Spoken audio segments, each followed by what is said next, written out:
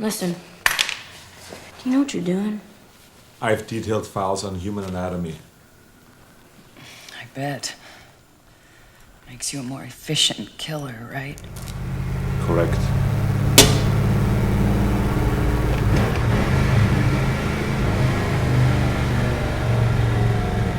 So, welcome to the Hawkeye Rising YouTube channel. I'm Clint, your host, your hawk, your Hawkeye. How has your week been? A lot of interesting events.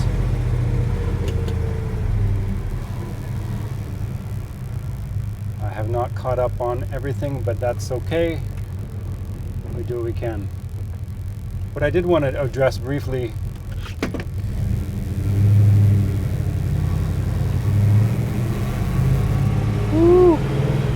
in addition to what I was discussing last time, I pulled the John Wick, the liver, coffee enemas, so the guts, worms, parasites, critters, symbiotes. Let's see, where do I start? Concerning the liver, I think there's okay. Because I don't have notes, I'm not going to be able to give dates, but you can easily look this up. So, medicine, look into the history of the four humors: blood, phlegm, yellow bile, and black bile. 2019, early 2019. I did my first ever, I think there's a couple different titles. The gallbladder flush, or gallbladder cleanse, liver flush. So liver or gallbladder flush, which involves, in short, for at least 5 days, a liter of apple juice every day for 5 days. An Epsom salts solution beverage, fresh pressed grapefruit juice, and a measure of olive oil. And of course, ideally, everything is organic. Your olive oil is extra virgin, cold pressed from a good source. Because what an industry that is. Hold on. Okay. Wet out today, so not so got to be a little less aggressive on the throttle. Okay, liver cleanse. The first time I ever did a liver cleanse, 2019, early 2019.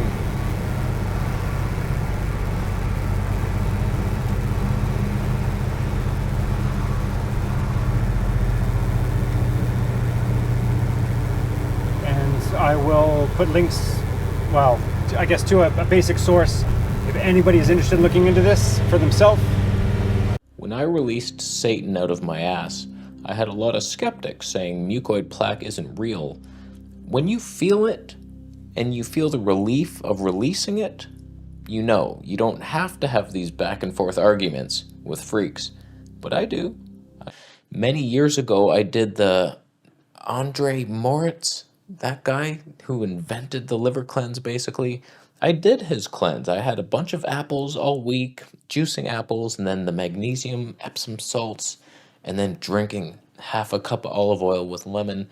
And I released some stones, and so I picked one out, and I was like squishing it, and I was like, seems like it's just the olive oil. I never did one again because I just didn't believe that it was real. Like, it was too big of a stone. Of course, this is a snippet of information amongst a sea of it.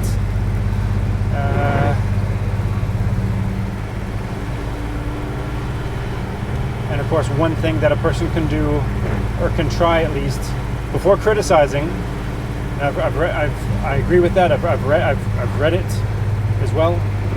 Before criticizing it, because there's a lot of information online that's for it and also against it, stating that it's what comes out of a person, it's not possible, it's the mixture of olive oil and lipase what the pancreas excretes and what's excreted out of the gallbladder bile.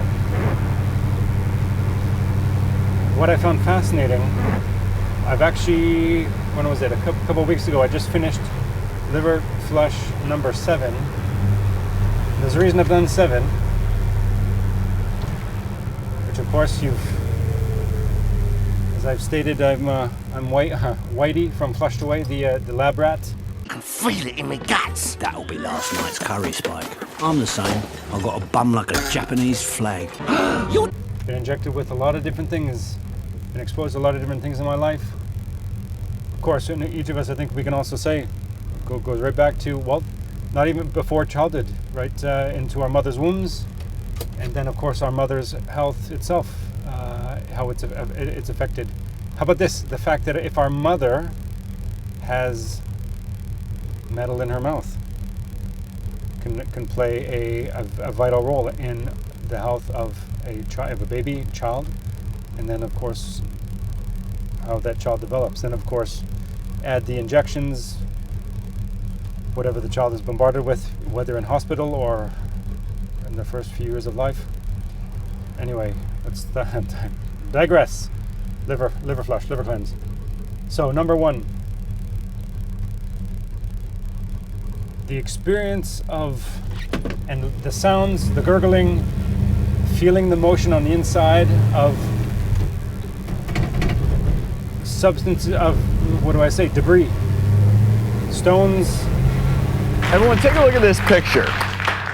You're not looking at a tin of chia seeds. What you're seeing is a tin of more than 4,000 gallstones removed from one patient in one procedure. The surgeon spent 2.5 hours removing all of those really miniature gallstones. They're so very small. The patient had been experiencing abdominal pain, taking antacids. Clearly, this wasn't indigestion. This was gallstone craziness. And gallstones can come quite large, or in this case, quite small, almost like you said, like seeds, like BBs. And this is probably was going on for years and years and years. Her body was forming smaller stones where it gave her whether from the bowel, the gallbladder sac itself, or actually from the biliary tree and the liver. What I can tell you, my very first one, it felt like that afterwards I had done an incredible amount of ab exercises. So I had a very sore,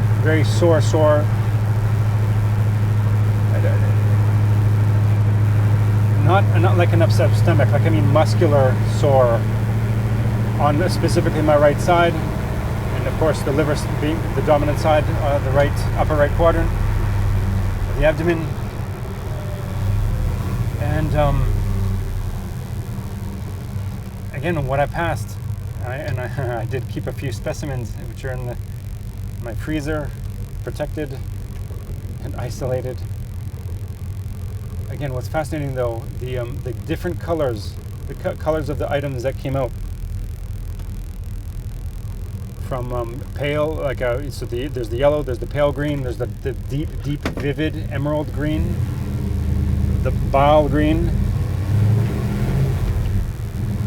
and at the end of my, and this is what showed me, at least for me, that it was no way that this was a mixture. What came out of me was a mixture of bile or what the pancreas excretes. Is that the final stones that came out were dark, like brown and black.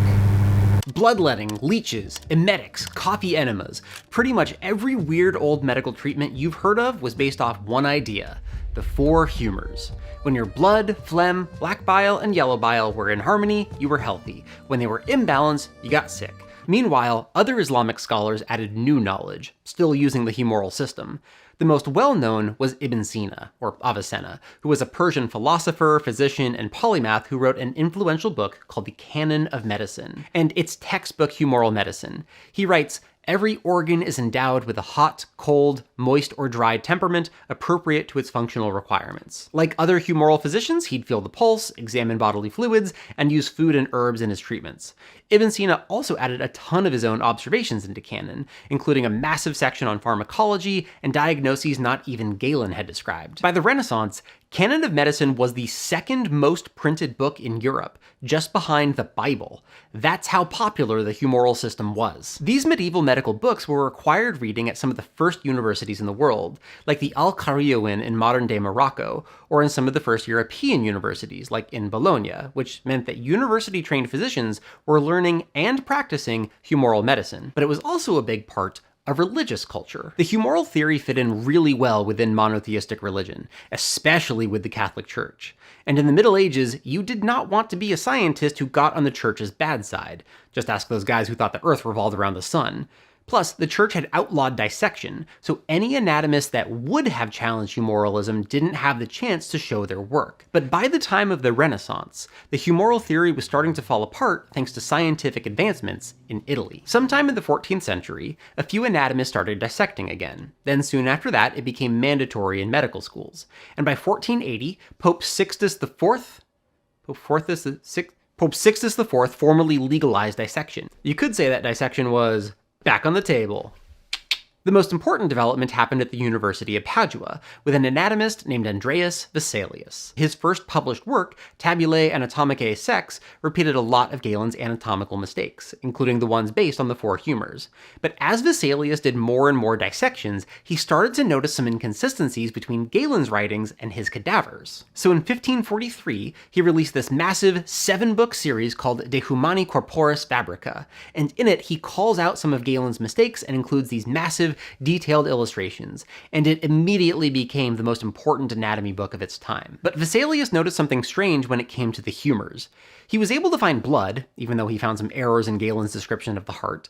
He was able to find yellow bile in the liver and gallbladder, and he even found some lymphatic vessels in the lymph, which could have been interpreted as phlegm. But he couldn't find black bile.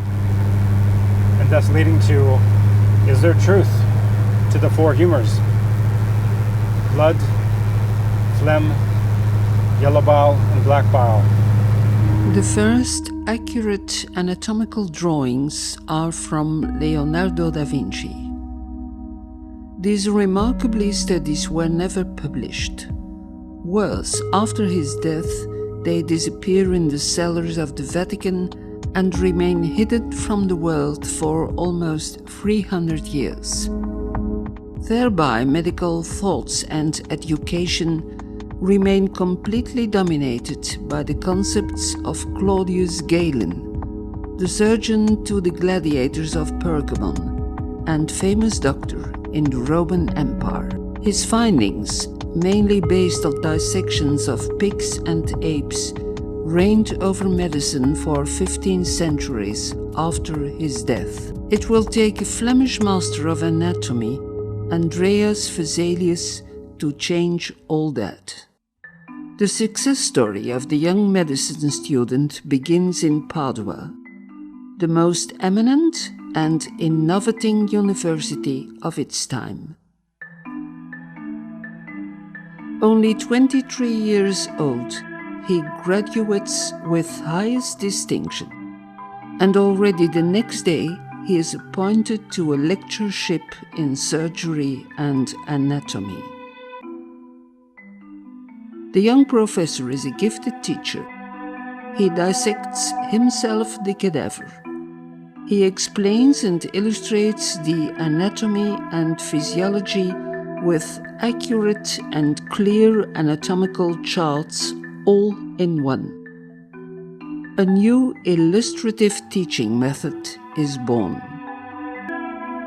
5 years later, Vesalius completely changes the teaching of medicine with the publication of his anatomical study De Humani Corporis Fabrica. This gigantic masterpiece, based upon objective observations, is the first truly scientific anatomical textbook in medical history. Moreover, it's a wonderful work of art made by a young professor of 28 years. With Andreas Vesalius, we tell the legendary story of a milestone in the history of science and art. Wow. In my previous posts, I've posed the question, my line of thinking, that how disease was spread amongst the people groups everywhere the Jesuits went. There's the big question mark, the mystery of how they did it, and it's been, statements have been made that it was malnutrition and other reasons, and I suggest that it was actually the Jesuits themselves. Yes, it's a very layered topic, but the Jesuits, through what they bore on their insides, and then eventually eliminated weather contaminating water sources and also food sources, the people groups that they infiltrated, that is how disease was spread. So essentially you could take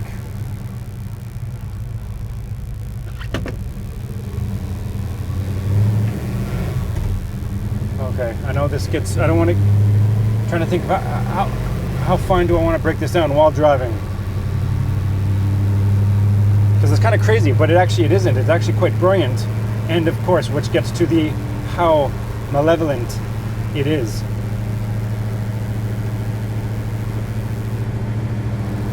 But plague doctors. I have a quote without a source, and it goes like this: what better laboratory than the blood-soaked battlefield? Plague doctors. What did plague doctors do? Did their presence announce a plague? Unsuspecting towns of a plague that was going to happen? Did plague doctors have access to people that were dying, who had wealth, who had property, who had secrets? Who are known confessors? Who owns the confessional? Who were their confessors and are the confessors to kings? The sacred chambers.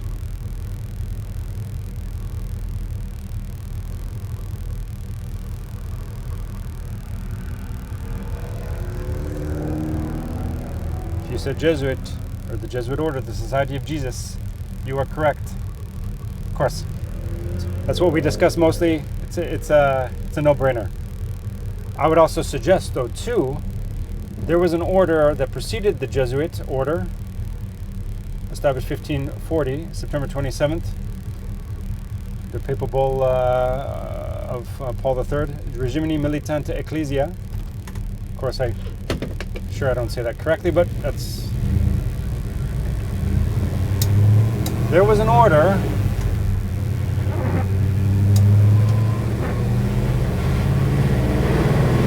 ready?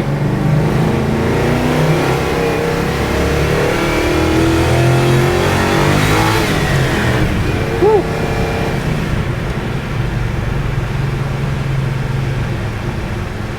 I know it's slick. Wow.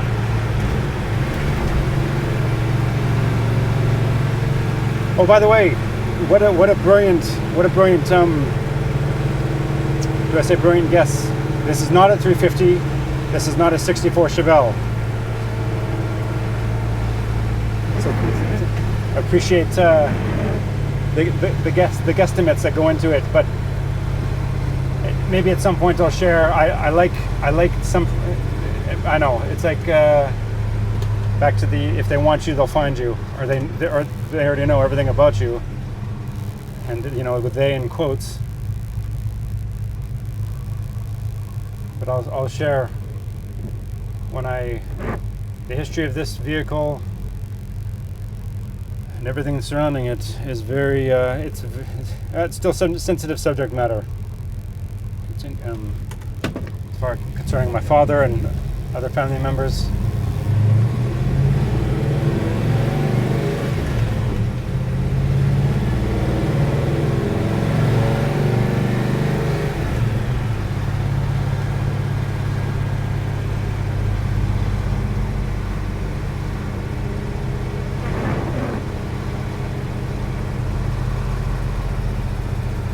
when I see this car, I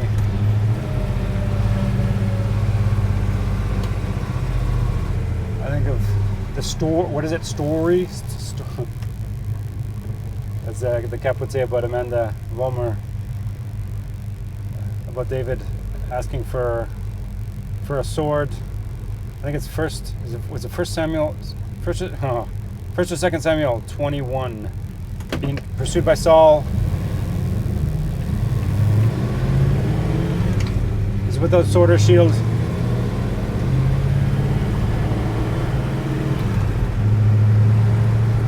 And he comes into possession of Goliath's sword, the sword that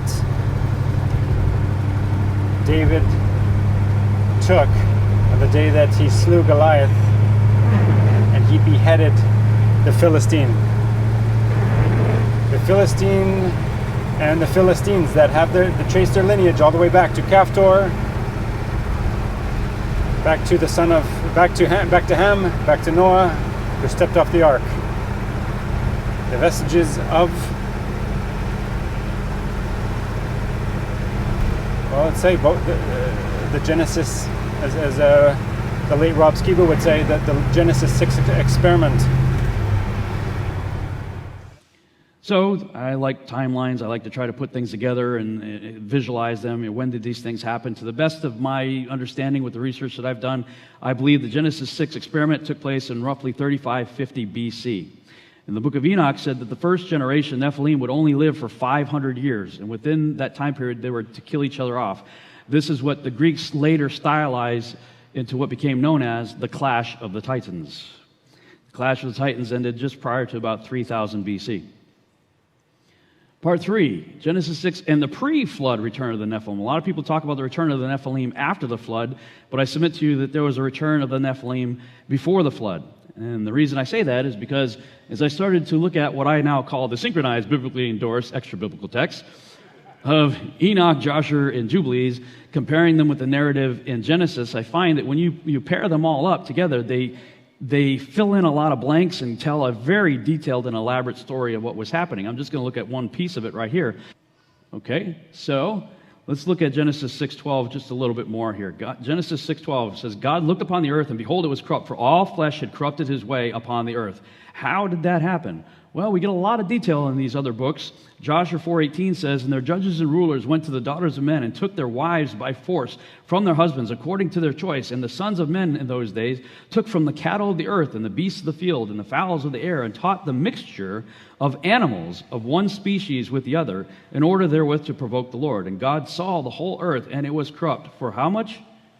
All flesh had corrupted its ways on the earth, all men and all animals.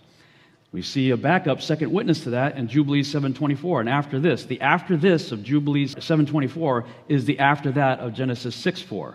Genesis 6:4 says, and after that, that's this. That is when the angels came down, mated with the daughters of men. After that, they sinned against the beasts and birds and all that moveth and walketh on the earth, and much blood was shed on the earth, and every imagination and desire of men imagined vanity and evil continually. That was the byproduct of blending species. There's an interesting episode of Ancient Aliens, I think it was called Alien Breeders, and in this episode, David Wilcock was talking about a scientific study that was done on the human genome, and they said, something happened to the human genome about 3000 BC. And I think it's important to point that out. Without the understanding of what happened in the antediluvian world, in the mixture of kinds, what's being done today is not going to make sense. It doesn't make sense without that context. Azazel is ultimately the one who takes the brunt of the blame. You can see here in the Book of Giants that even the giants attribute much of the chaos to Azazel, without skipping a beat.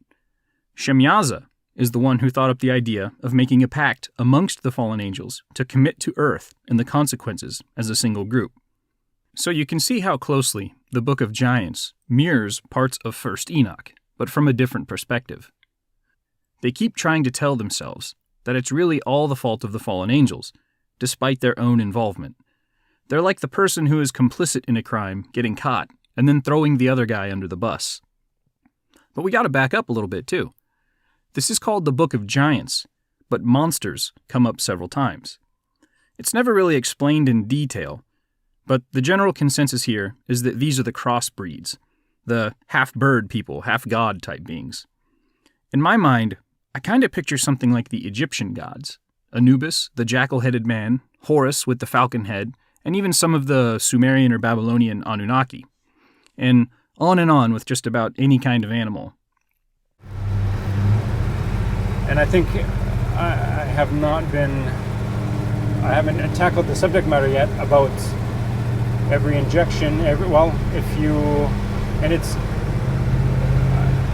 can't remember the date it goes back to, but just look up horseshoe crab blood. The horseshoe crab. It's a living fossil that has called Earth its home for almost 500 million years. It's outlived dinosaurs and survived mass extinctions and ice ages. Rising sea levels, habitat loss, and overharvesting all threaten the population. But if you've ever had a vaccine, injection, or a medical implant, then you might not know that you've been relying on this prehistoric creature's blood to save your life.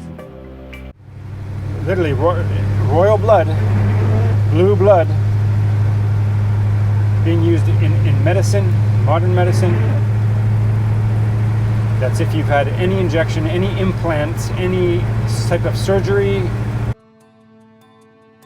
The formula is called Limulus amoebocyte lysate, or LAL, and relies on amoebocytes taken from horseshoe crab blood. And so every year, 500,000 crabs are collected along the Atlantic coast, as well as across the eastern shores of Mexico and China. A third of the crab's blood is drawn before they're released back into the ocean. It's estimated that 15% of crabs collected die as a result of this bleeding process, which could mean the loss of 75,000 crabs in the US every year. Using the blood of horseshoe crabs puts us at risk of experiencing disruptions in supply, which could seriously stall vaccine safety testing, just when safety testing for vaccines is needed most. Vaccine safety testing can be done safely without harming wildlife. Go to pcrm.org/horseshoe crab.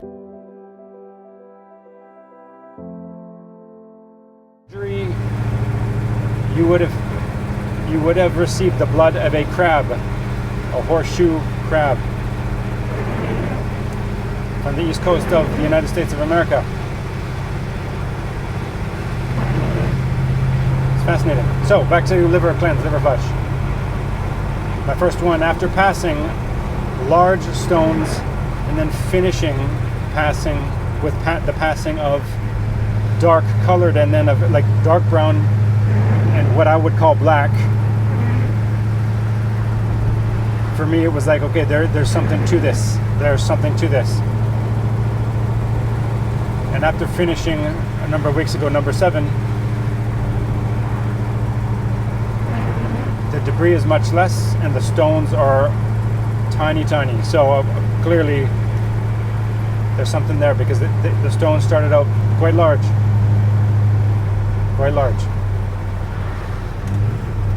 Yes, there were reasons I decided to or tried to, but again, how does one heal thyself? How does one heal oneself? Being personally responsible for their own health. What are the tools given to us?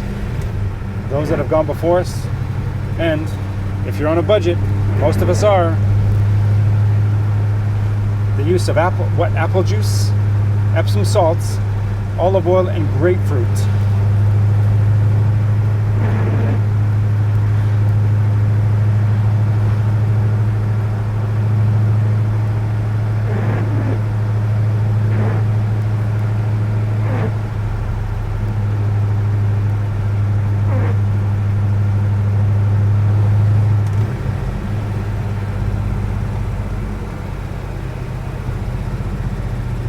It's nice to,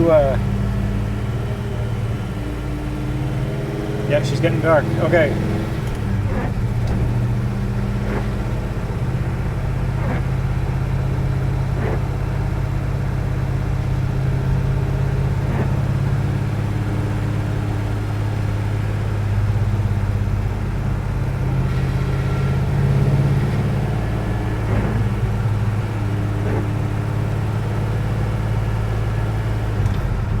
4 humors,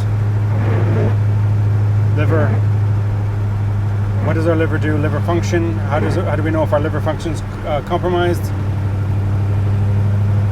This, for me, and then of course my family history, it's a very complicated subject. Of course, me having a photography background and literally photographing my father for the last, for 10 years, let's say the last 10 years of his life. Since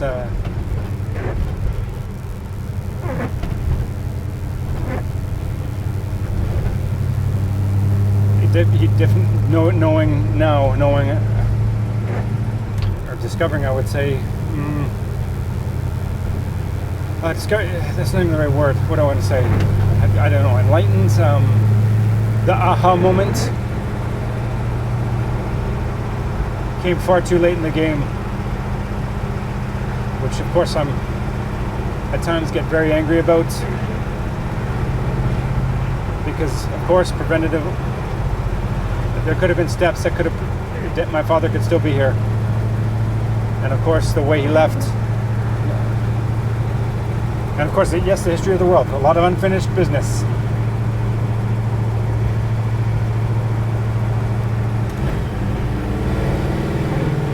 Ready?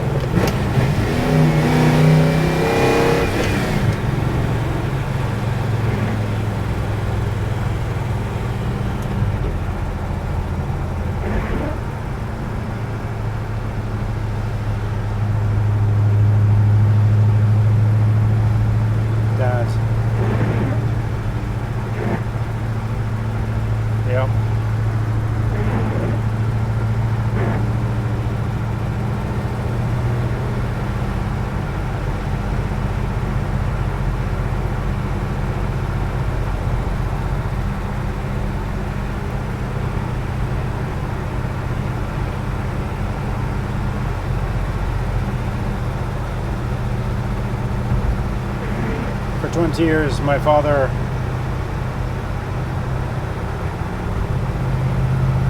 he suffered under the umbrella, I would call it the umbrella diagnosis of Parkinson's disease.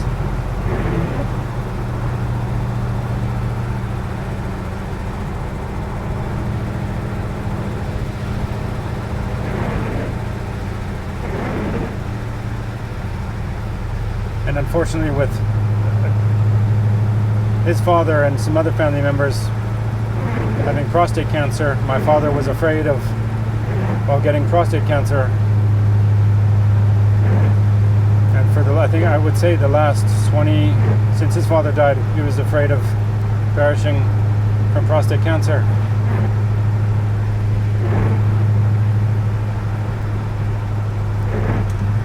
And having to witness that, having to be close to that,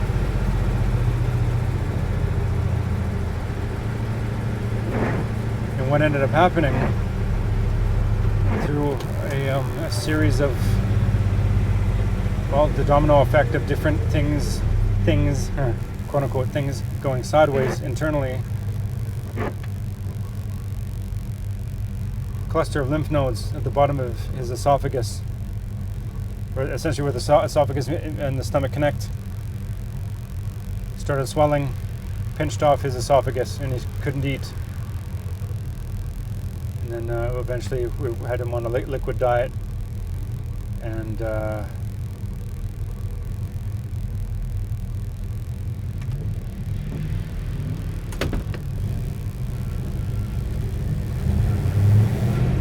but it was again a number of things. A fall, he hit his head, was hospitalized, and while in hospital, and I was with him for this when we were getting some final answers. This is all during a testing process, so in the midst of testing what's wrong with Dad,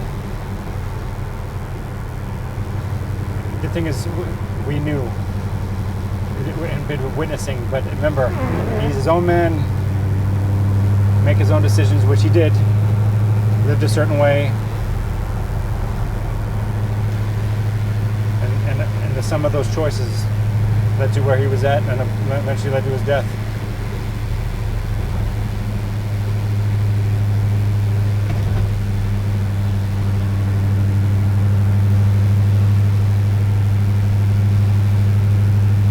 given an option of an aggressive kind of treatment, essentially to have his esophagus removed and have his stomach stretched in place of his esophagus. And he stopped the doctor almost mid-sentence and shook his head and said, nope, no way.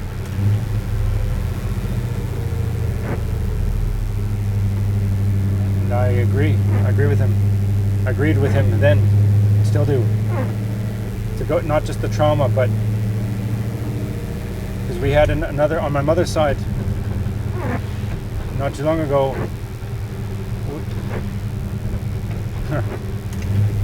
I would say another cluster of lymph nodes a little higher up around the neck, thyroid area,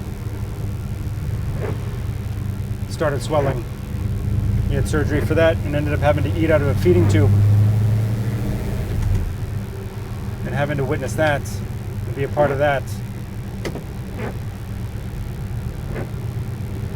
Essentially this, well, yes, suffering comes in all shapes and sizes.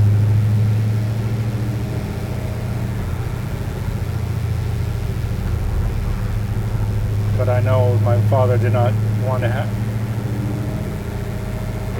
go down that path. And I, again, agree. Like I said before, I agreed with him and stood with him that day. And which led to having to accept a certain, well, the consequences of those choices, which led to literally the final 4 months of his life.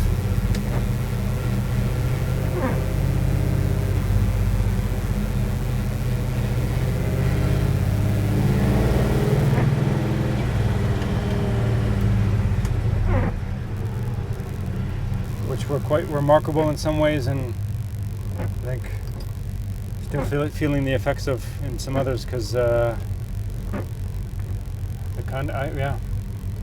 stress, whatever it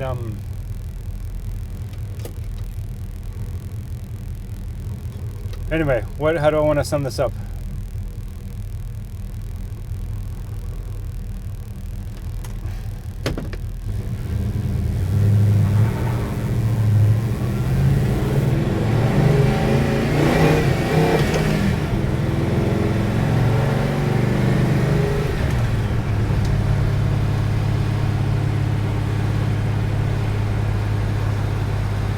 I would say my father exhibited signs not of jaundice, not full-blown jaundice.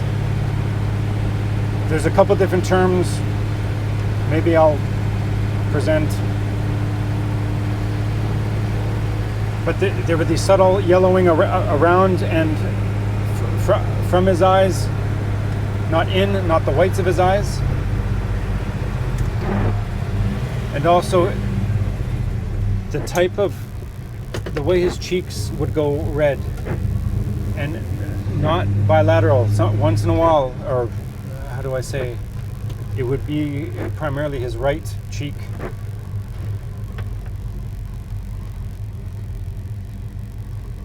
And so your body just can't get rid of this cholesterol, so sometimes it'll back up in the skin and show up as these xanthomas. But it's also associated with various other things that I want to talk about too. One being biliary tract obstruction. What is that? That is a blockage of your bile ducts. And because bile is the primary thing that gets rid of excess cholesterol, you just have excess cholesterol because the bile can't do its job. Then you have another condition called primary biliary cirrhosis. And this is another condition where we're getting a blockage of the bile. Things are not flowing correctly through the bile ducts. So we're going to have a problem with getting rid of cholesterol. Then we have another condition called cholestasis. Now, the term stasis means stagnant. It's non-moving. Okay. So the cholesterol is not moving through the body. So for the last 10 years, photographing my father, there'd be particular times I notice, okay, what's the subtle yellow patches, like symmetrical, both sides, bilateral, both sides.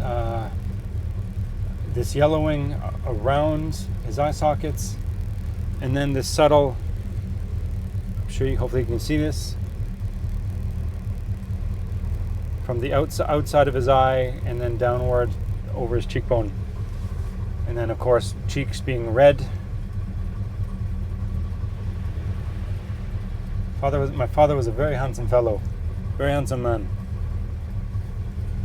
very strong man.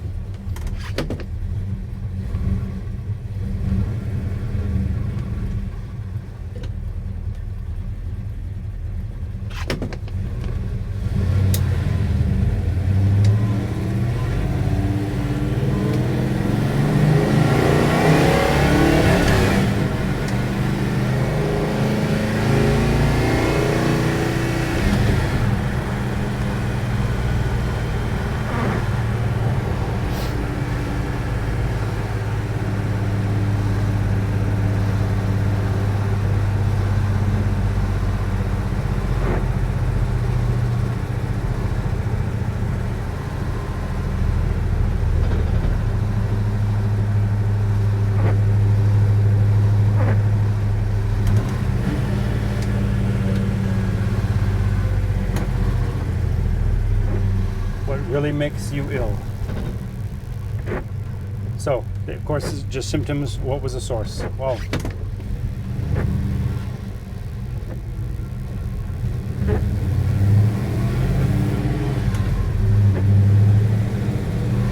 and that's the beauty of also, I know my father's medical history all of his life. Certain events, certain traumas.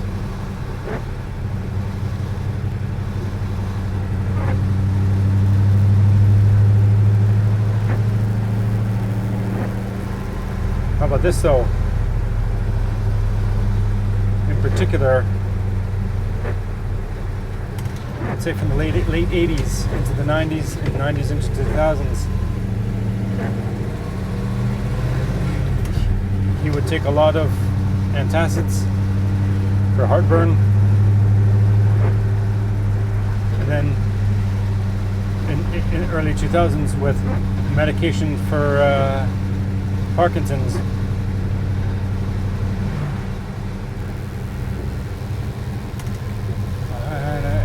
I and my family would break his balls about it, but he would take his medications without water. He'd have his pill regimen. So you can imagine, in the unprotected, uncoated esophagus, the disintegration of a pill or pills with the mysterious makeup of medication. And yes, there's certain knowns, and then there's the unknowns of what's in these, what makes up a pill.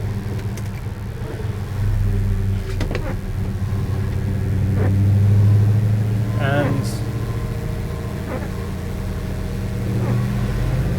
so for years, pills without water. And it totally makes sense that what would get him, quote unquote get, is not prostate cancer, but a type of cancer that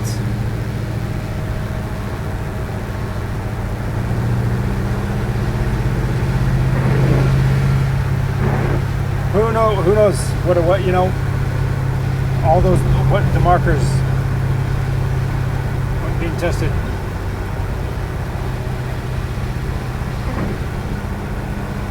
But the bottom of his esophagus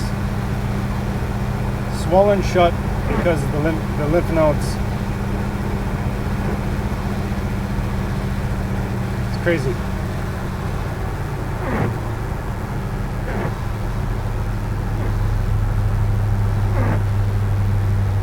What would you call that? A type of auto intoxication?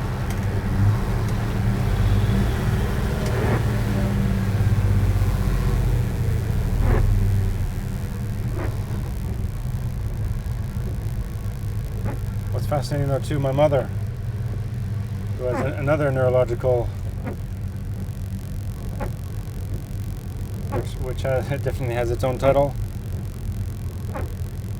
with her medications, and even at a drop, when touching a drop of alcohol, both her cheeks, it's like she has raccoon eyes. Both her cheeks will go bright red.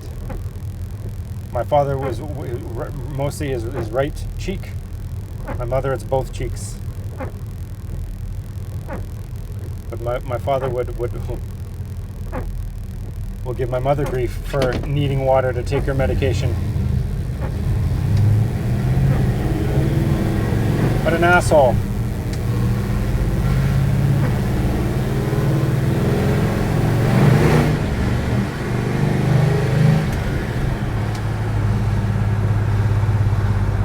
Dad.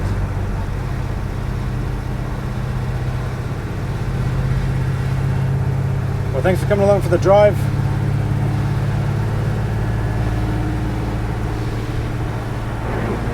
Not as eventful. I'm with the camera mount and this time of day, of course.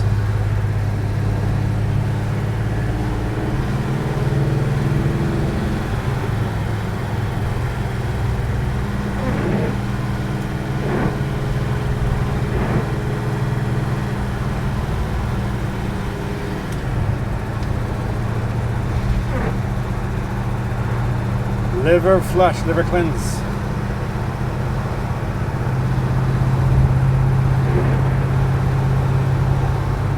And I would say it just, as I've said before, it is because the toxicity that, what we are exposed to today, every single human being, air, water, food, what we're exposed to, what we share,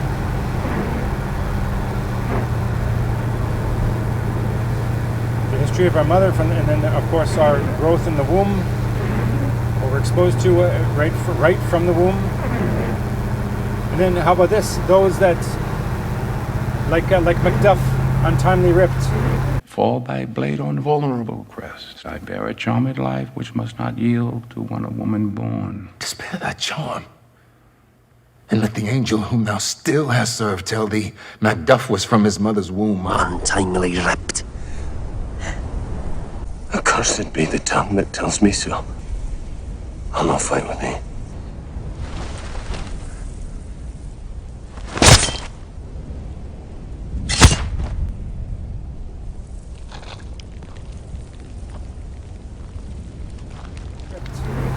That endure a cesarean, so-called cesarean section, that don't experience the needed trauma of coming through the birth canal, the vajayjay, and getting the good, all the good microbes and so on and so forth that a child needs to enter into this realm. A child who is born cesarean misses that. And how does that set that child up in this realm?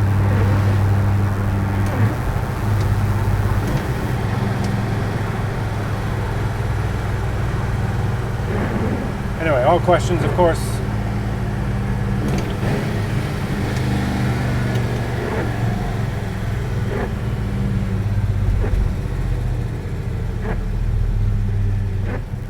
John Wick is out. I've not seen it yet. At some point, I actually do want to go see it. John Wick, as I've said also, it's a stab at John Wycliffe. And an amalgam with John Wycliffe and Guy Fawkes's, what do you call it? His, not his stage name, but his, the name he gave to give himself cover, John Johnson.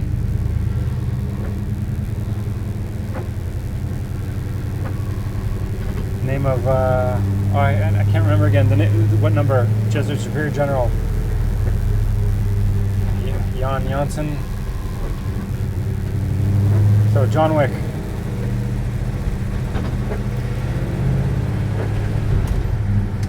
Part John Wycliffe, part John Johnson, Guy Fawkes.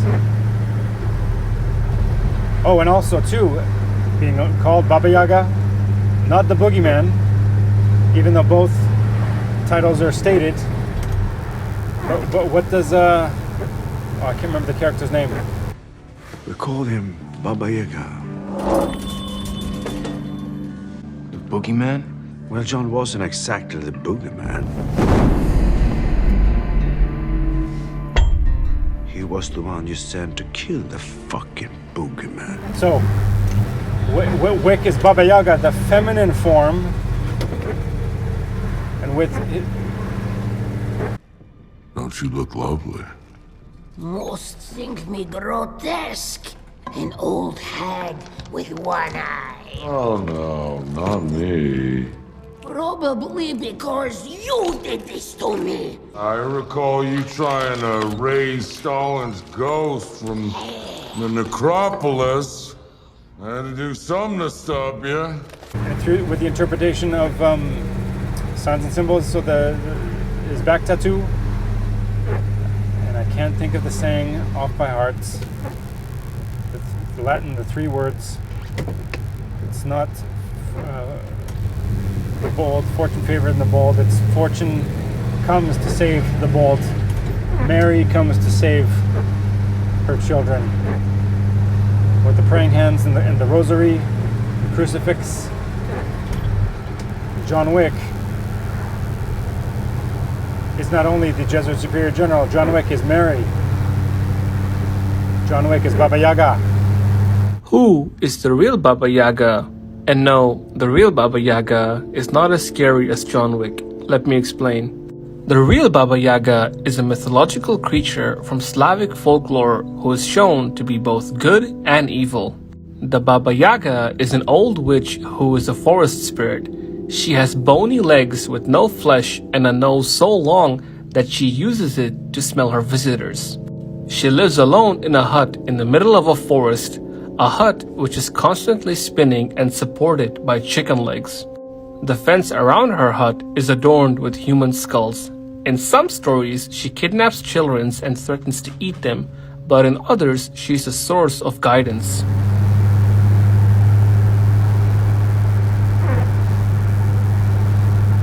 Baba Yaga.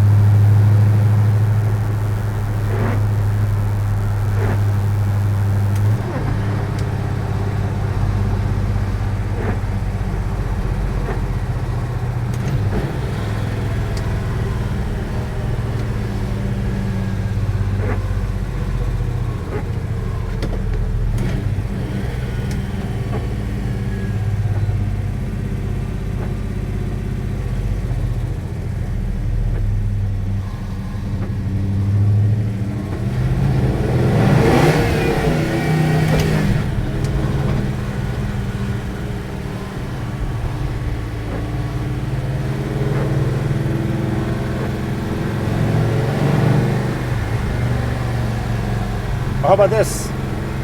The firing order for this engine. And of course, you can tell the engine. It's not 1843657 has a 47 swap. 187366542,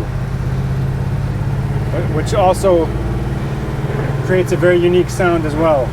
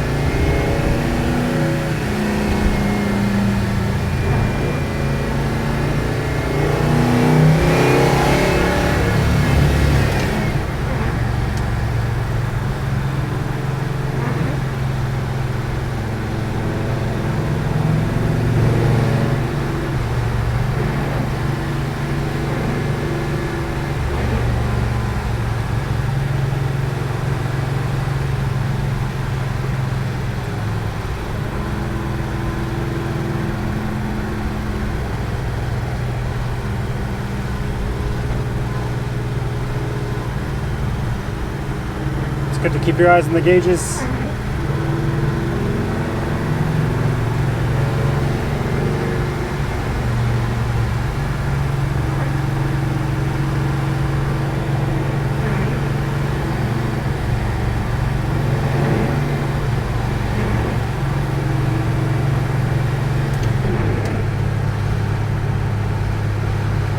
All right. 4 humors. Blood, phlegm, yellow bowel, black bowel. Fascinating. Fascinating.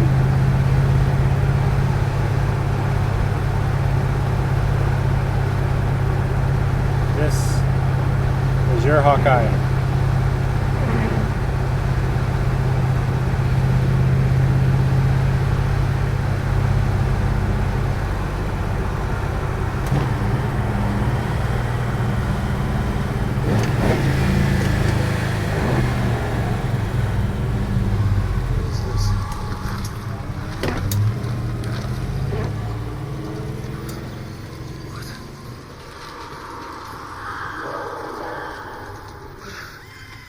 What are they doing to these prawns?